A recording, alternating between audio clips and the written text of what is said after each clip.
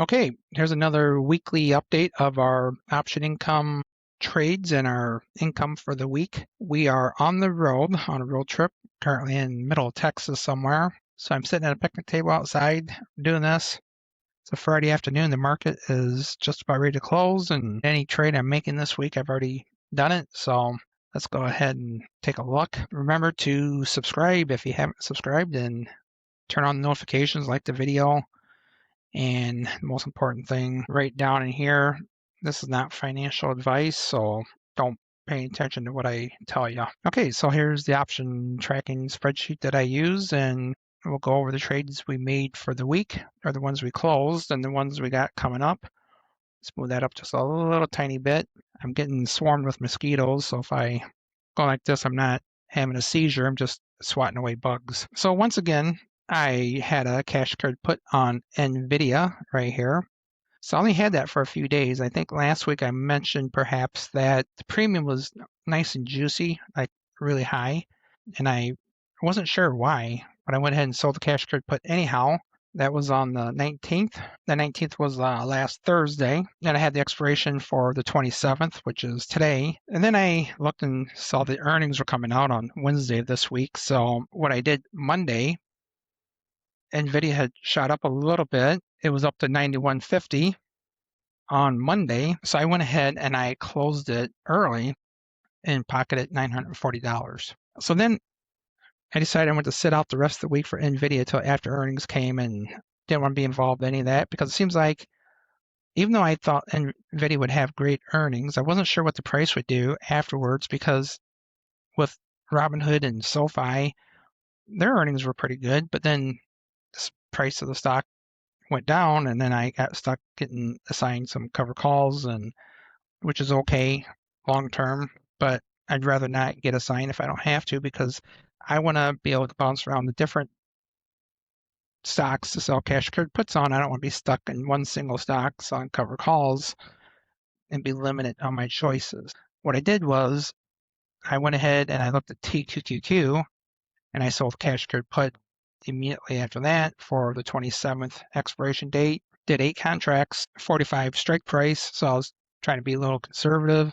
I held on to that just for a few days. On the 25th, price of TQQ went up a little bit, so I went ahead and I closed that early. So if I go over here, I sold the put when the price was at 49, and I closed the trade when it was $50.50. So that trade worked out good. So between these two, if I highlight these two, that was $1,308. So I don't have my typical mouse with me, so I'm struggling with my touchpad here a little bit. And then I had the cash card put on IoT, Samsara, and it got up quite a bit, but it kind of just going sideways, and I was getting bored with it. So I went ahead and I closed that early when it was at about 50% profit. And then in a different account, I had sold cash card put TQQQ back in January, the date of 227. I closed that just yesterday and made $212 on that one. I had a cover call on AFFRM, which that was a mistake selling a cash card put on that here a few months ago. But anyhow, trying to make lemonade out of lemons. So I had a cover call and we closed that a little bit early, made $68. I was hoping that AFFRM would go back up a little bit today, and then I'd sell a different cover call on it, but it just continued to go down. So we'll see what we can do with that next week sometime. And I closed another cash card put on TQQQ here. So you see I have different trades with TQQQ, but if you look at the ACT over here, stands for account, I have different accounts here that I'm trading out of. So this one here is my Roth IRA. This one here is a regular IRA, and this one here is a brokerage account that's taxable. So 3 different accounts that we're trading some options with. And the last trade I closed for the week was the AMZU, so that's the double leverage.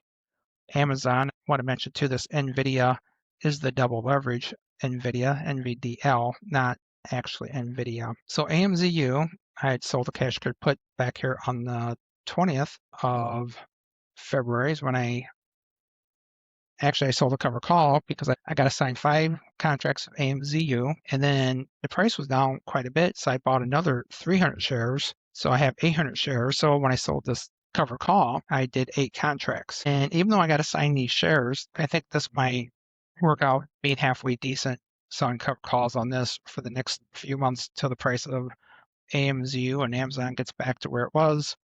I closed that early and made $184. So if I highlight all these, we haven't talked about the total yet.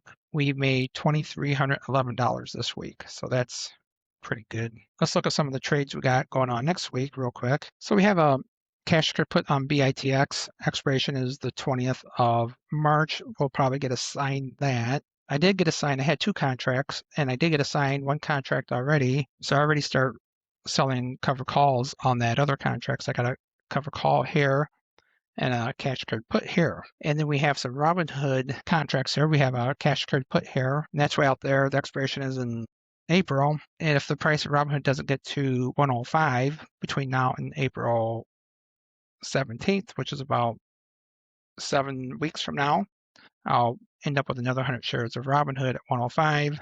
But the premium will be pretty decent. If you look, $1,900, because I rolled that forward and got a lot of premium because the strike price was higher than the going price of Robinhood at the time. Got a few cash card puts on TSLL, the Tesla double leverage, and then cash card put on the double leverage Microsoft. I think that one will expire worthless along with the TSLL. I think that will come up and be above that strike price. And we do have a couple 100 shares of Robinhood in a couple different accounts. So I got some cover calls on those, and we talked about that. BITX, we got UPRO, cash card put on that, 90 strike price. UPRO is trading about 115 at the moment, so that should expire worthless, or I might close that early, depending on what the premium is. Another Robinhood cover call, 3 contracts here. I was able to, if I scroll a little bit, I was able to get my bases down to $99 because I bought 100 shares for when it was down to $70. So that brought my bases down for those 300 shares to 99, down from like 110. Then we have BPAI. I'd sold the cash put on that one and got assigned. So we have 7 contracts on that one. Now that's a cover call. And we have Lyft. We've got 300 shares of Lyft, and I'm selling cover calls on that. And then getting back to the good stuff here, I sold 4 cash secured puts on the NVDL double leverage here, 78 strike price. And that premium will be pretty decent, $1,100. And I'll probably close that early like I normally do.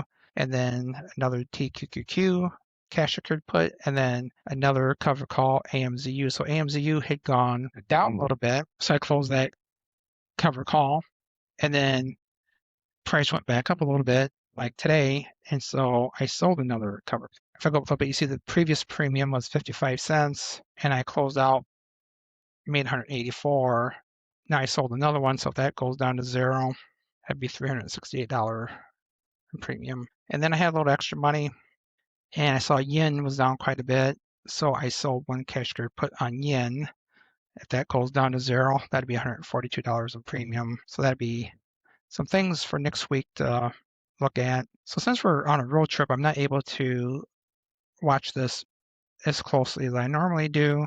So where I normally might be making extra trades, I'm not this week or next week or for the next couple weeks because I'm busy during the day. I only had like 7 trades that we closed this week, but there really wasn't a whole lot of other trades that made sense to close. So that's that. Okay, so that wraps it up. Seemed like a boring week, but still made $2,300, so can't be too boring. So once again, don't forget to subscribe, and this is not financial advice, and we'll see you in the next video.